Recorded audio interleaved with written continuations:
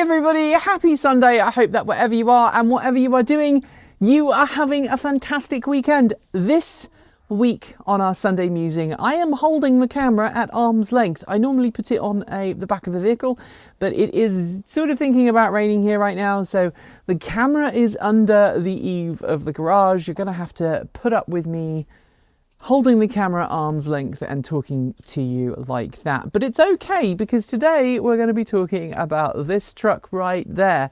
Specifically, some of the fun things that I've been doing lately with it. So I have a copy of Forscan. That's Forscan. It is a program that allows you to access your vehicle's settings and tweak things. You can change, operational modes. In the case of this truck, we activated the active matrix headlights, so they're adaptive, so they don't blind other people as you're driving down the road.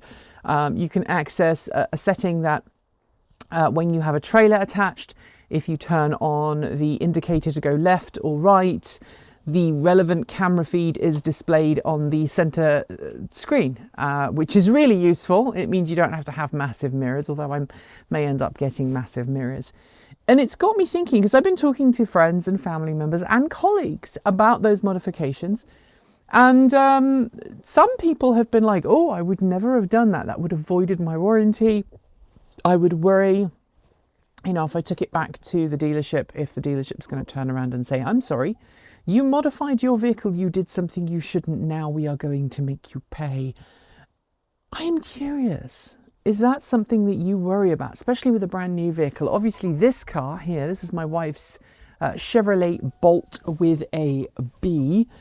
This is now 100% our car. She and I own this outright. We've finished making payments on it. It is our car. So, and it's also well outside of its regular 36,000 mile 3-year bumper to bumper warranty. It is still in its its second 100,000 mile 8-year battery warranty, but nothing that we've done to this car would affect the battery. And so I'm pretty happy to make modifications to this vehicle. I think we might be putting some gas struts on this so that the hood opens on a gas strut like it does on so many other cars. You can buy that as an aftermarket kit. We've made some modifications, as you know. We've added comma, we've added some other features. We may end up adding a charge light so that it has a charge illumination. Little kind of quality of life modifications that should make the vehicle a little bit more fun to be around. But I know a lot of people are loath to make those kind of modifications because they're worried what would happen if something goes wrong with their car. Is it going to come back and haunt them? And specifically, if they make software tweaks, if they change a bit in software, is it going to cause issues with the car? Now, of course, if you live in North America, specifically the US, you may be familiar with the Morrison-Moss Warranty Act. There's some pretty good legal kind of protections. If you modify your vehicle, the onus is on the dealership or the automaker to prove that the thing you did actually caused the problem you're experiencing. That never used to be the case, and dealerships used to be, oh, well, you modified your car, we're no longer going to honour the warranty. That was challenged, and that new act has existed it's existed for a long time now. Basically protects you from aftermarket modifications you may make to your vehicle, and the onus is on the provider of the warranty, normally the automaker, to prove that whatever it was that you did caused the problem that you're now having. And for many automakers, that's just such a lengthy and costly process, they generally don't bother. Some automakers have been a little bit more active about that in recent years, especially cars with connected services. So they'll go, oh, well, I see that, you tweak the car's top speed on this date and the next day the motor blew. So yeah, you did this damage and it's on you and we're not covering it. But at the same point, sometimes repair and maintenance issues. I had a friend recently, I talked about them on another Sunday Musing, who has a Rivian R1T, and they've got one of the Rivian R1Ts with the two tiny motorcycle batteries. There's two tiny 12-volt motorcycle batteries, and something went wrong. Their 12-volt battery got super low. Their truck got down to I think they got down to 5% state of charge, and then while the truck was while the truck was being parked, the battery drained, and that then caused the 12-volt battery to drain. And by the time the dealership, the Rivian dealership, got to it, they turned around and said, "I'm sorry, this is your problem. You were the person who caused this. It's out of warranty. Please pay us a large amount of money, several $100s, nearly $1,000 as I understand it." So I am curious if that is something that scares you, or if you look at a situation like that and go, you know what? I've got the law on my side. I've got these protections. I know sometimes when people are talking about adding a tow hitch to their vehicle, they might worry about, oh, if I start towing with my vehicle and my car is not approved, will that cause me problems? I know in Europe that's more of a concern than it is in, say, the US. In the US, you can pretty much put a tow hitch on most vehicles and doesn't seem to make much of a difference. But in other markets, you do something like that, oh yeah, you're in big trouble, buddy.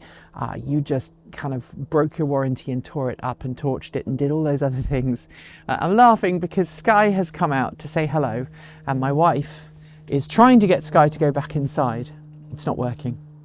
Anyway, let me know your thoughts on all of that in the comments below. I will be back next week as per usual with another Sunday Musing, and if you haven't already checked out our chicken and garden update, I think it's high time you did, because cool stuff, although frost, as evidenced by the fact that I'm hiding underneath the eaves of the garage, being very cold right now. Anyway, I'll see you this time next week. Have a good one.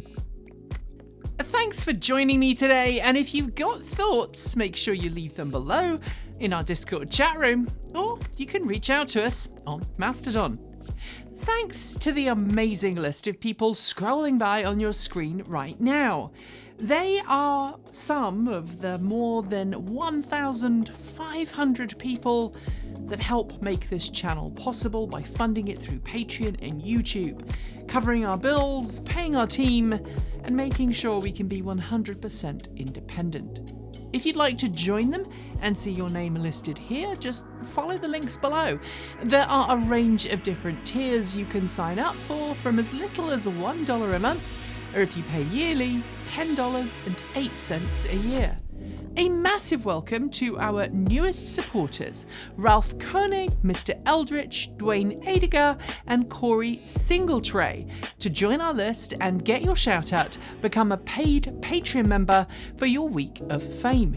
If you'd like to support us with a one-off donation, you'll also find links below to make Ko-fi and Bitcoin donations, and we even have an old-fashioned PO box you can reach us at.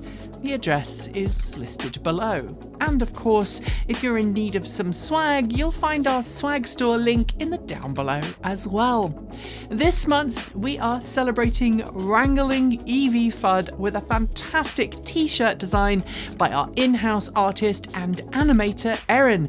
Get yours today by heading to our Redbubble store. We've got some great content coming up, so make sure you're subscribed on PeerTube or YouTube, and we'll see you soon.